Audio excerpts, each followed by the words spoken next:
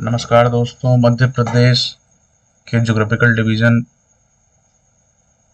जो है आज का हमारा टॉपिक है और इस टॉपिक में हम मध्य प्रदेश के भौतिक विभाजन के विषय में अध्ययन करेंगे। कितने भागों में हमारे प्रदेश को बांटा गया है।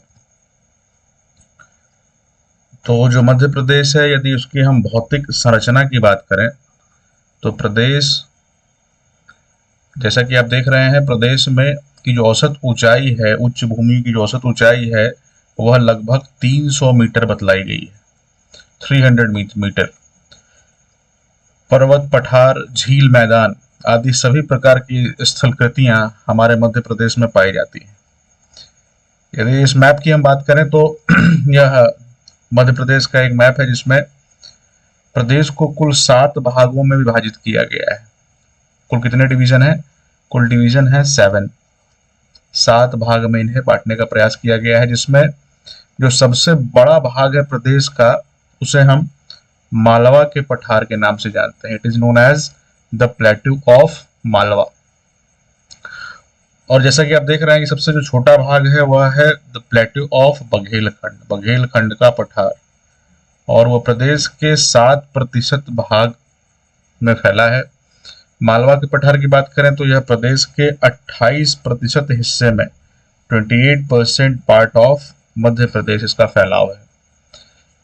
प्रदेश में उत्तर दिशा में देखा जाए तो बीहड़, दक्षिण मध्य में नर्मदा नदी, यह जो उत्तर का क्षेत्र है, यह क्षेत्र मध्य भारत का है। यहाँ बीहड़ों का निर्माण होता है, खासकर चंबल नदी के कारण जो है बीहड़ का निर्माण संभवतः यहाँ होता है। इसके बाद जो हमारा क्षेत्र है राज्य के उत्तर में, यदि हम देखें तो मध्य भारत का पठार मध्य प्रदेश के उत्तर दिशा में फैलाव है। मध्य भारत का पठार का उत्तर में ही हमारा है बुंदेलखंड का पठार।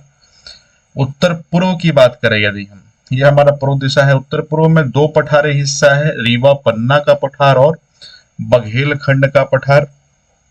इसके अलावा मध्य में यदि बात करें तो मालवा का पठार तथा दक्षिण हिस्से में नर्मदा घाटी और सतपुड़ा मैकल श्रेणी, इन 7 भूभागों से हमारा मध्य प्रदेश घिरा हुआ है, जिसमें जो सबसे बड़ा भूभाग है, जैसा कि हम लोग चर्चा कर चुके हैं, that is the plateau of Malwa.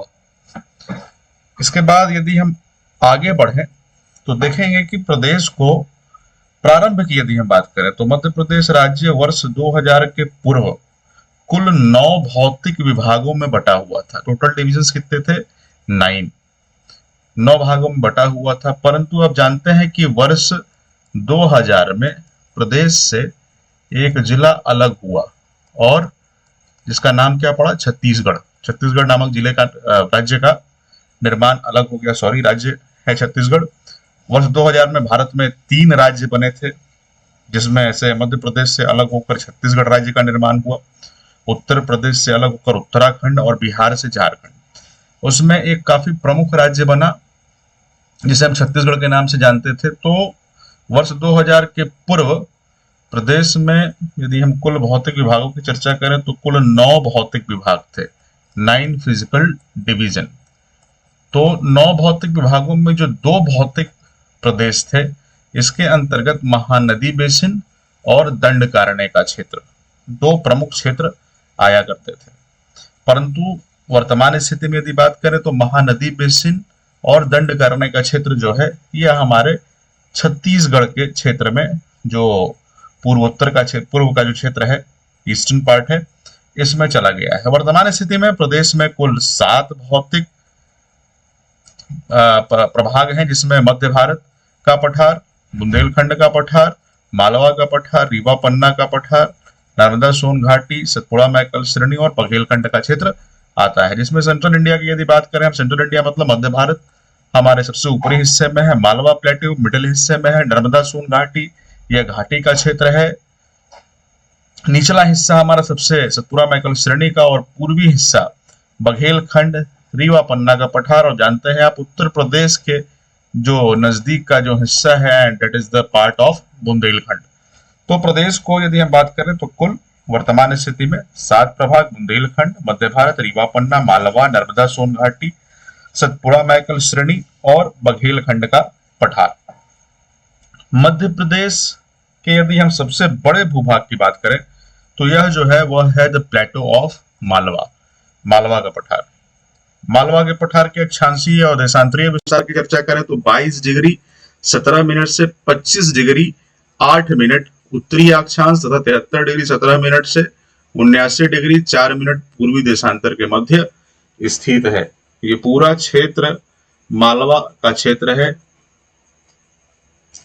और सबसे बड़ा क्षेत्र है। इसका कुल क्षेत्रफल है 88,222 वर्ग किलोमीटर, 88,222 स्क्वायर किलोमीटर, जो मध्य प्रदेश के कुल भाग का 28.6% भाग को सम्मिलित करता है। इस पठार के दक्षिण में नर्मदा नदी है।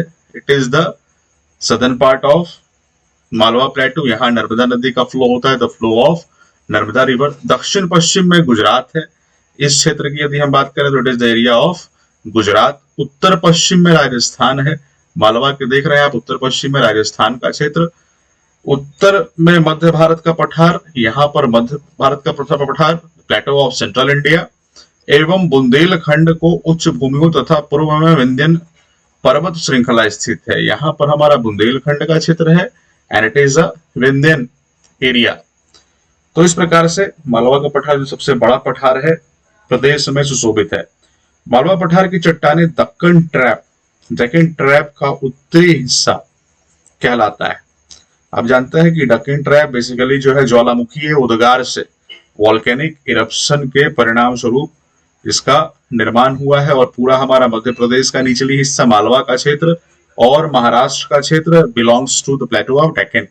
इस पठार का निर्माण बेसाल्ट और ज्वालामुखी पदार्थों से हुआ है। इनके अपघटन और वियोजन से काली और गहरी भूरी कपास मृदा का निर्माण संभव होता है। तो एक प्रकार से देखा जाए तो यह उपजाऊ मैदान भी है, यहाँ पर फसलों का उपज भी होता है, काफी महत्वपूर्ण क्षेत्रों में से एक माना जाता है। इस पठारी क्षेत्र की यदि बात करें तो इसमें कई सारी नदियों का प्रवाह है, जिसमें चंबल नदी, सिंध नदी, बेतवा नदी आदि प्रमुख नदियां हैं जो यमुना नदी में सम्मिलित होती हैं।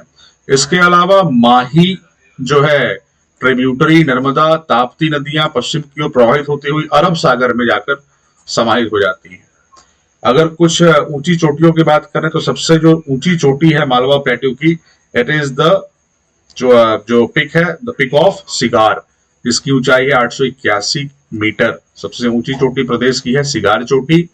और जो है धजाड़ी, गोमनपुर चोटी आदि काफी प्रमुख चोटियां हैं, जैसे चाना पाव की पहाड़ी, यहाँ से काफी महत्वपूर्ण नदियों का उद्गम होता है, जिसमें हम चंबल की बात करें, चंबल नदी और छिपरा नदी, दोनों नदियां जो हैं वो जाना पाव की पहाड़ी से ही, महू के जाना पाव के पहाड़ी से ही इनका उद्गम होता है। मालवा के पठार की औसत ऊंचाई की बात करें तो 500 मीटर है। इस पठारी प्रदेश का अधिकांश नदियों का उद्भव में देखने को मिलता है। मैक्सिमम नंबर ऑफ रिवर्स यहाँ से उद्गमित होती है, जिस कारण से मध्य प्रदेश को हम नदियों का माइका भी कहते हैं। दक्षिण से उत्तर की ओर इस पठारी प्रदेश की ऊंचाई घटते जाती है। जो हम दक्षिण से उत्तर दिशा की ओर जाएंगे, नॉर्दर्न साइड में हम जाएंगे तो क्या होगा, इस पठारी प्रदेश की ऊंचाई घटते जाएगी।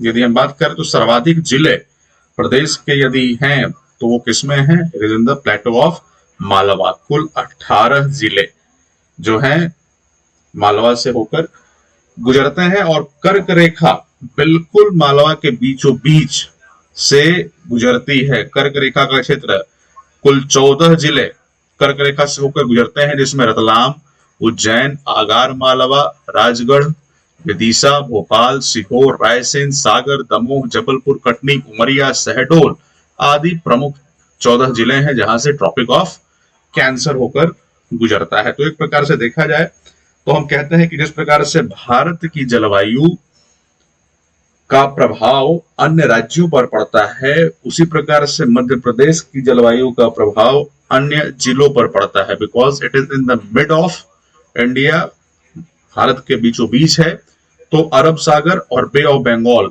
का प्रभाव जिस प्रकार से, मानसूनी पवनों का प्रभाव जिस प्रकार से भारत पर पड़ता है, उसी प्रकार से मध्य प्रदेश पर भी होता हुआ हमें दिखाई देता है। इसके अलावा यदि बात करें तो दूसरा जो प्रमुख पठार है, it is the plateau of central India.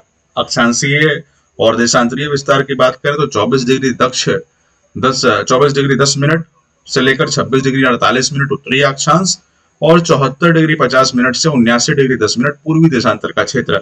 आप मैप में देखते हैं तो trace the location on the earth और to trace the location on the map we use latitude and longitude. अक्षांशीय और देशांतरीय विस्तारों का प्रयोग किया जाता है। मध्य भारत का पठार मध्य प्रदेश के उत्तर व उत्तर पश्चिम में स्थित है। देखा आपने मैप में देखा है अभी, उत्तर और उत्तर पश्चिम में इसकी दक्षिणी सीमा पर मालवा का पठार, सदर्न पार्ट में पश्चिम में राजस्थान, उत्तर में यमुना का मैदान और पूर्व में बुंदेलखंड का पठार स्थित है। चट्टान का निर्माण जो है वो आर्कियन, धारवाड़ और विंध्यन क्रम की चट्टानों के अपर्दन के परिणाम स्वरूप हुआ है तथा इस क्षेत्र में भूगर्भिक हलचलों के कारण कगारों का निर्माण हुआ है। मालवा पठार से निकलने वाली नदियां इन्हीं कगारों से प्रवाहित होती हैं। इसकी ऊपरी भाग की मृदा का इतना अधिक रूपांतरण हो गया है कि मूल विशेषता लगभग समाप्त हो चुकी है। जैसा प्रारंभिक अवस्था थी मृदा की, वो अवस्था पूर्ण रूप से समाप्ति की कगार पर पहुंच चुकी है और प्रवाहित होने वाली नदियों ने उत्खात भूमि या बीहड़ों का निर्माण भी किया है। मध्य भारत की सबसे प्रमुख जो नदी है that is the which river, that is Chambal river. Chambal नदी का नाम आता है और चंबल नदी जो है एक घाटी बनाती है, डेट इज चंबल घाटी। और ध्यान दीजिएगा इसी घाटी में दस्युओं का वास हुआ करता था। काफी फेमस है भूमि ये, काफी ऊपर नीची भूमि। बेसिकली जो मृदा अपर्दन या अवनालिका अपर्दन की प्रक्रिया होती है उसके परिणाम स्वरूप खड्डों का निर्माण होता है इन क्षेत्रों में। पानी धीरे धीरे जल रिस करके ये खड्डे, गहरे खड्डे निर्मित करती है और इन रिसे हुए जलों से बेसिकली ये जो क्षेत्र है हमारा प्रभावित होता हुआ दिखाई देता है। तो एक प्रकार से यदि हम बात करें तो ये काफी प्रमुख क्षेत्र है प्रदेश का। और इस क्षेत्र में जो बीहड़ है वो अपने पौराणिक कथाओं के लिए और पौराणिक अवस्थाओं के लिए काफी ज्यादा प्रसिद्ध माना जाता है। इन बीहड़ों में काफी अत्यधिक मात्रा में जो है दस्युओं का वास देखने को हमें मिलता था। तो एक प्रकार से ध्यान रखिएगा, काफी महत्वपूर्ण क्षेत्र, 300 मीटर अधिक गहरी है। चंबल घाटी का नतीलंब घाटी भी कहते हैं इसको हम, और घाटी जो है जिसका निर्माण चंबल नदी के द्वारा जलोढ़ मिट्टी के परिणाम स्वरूप इसका निर्माण संभव हुआ है।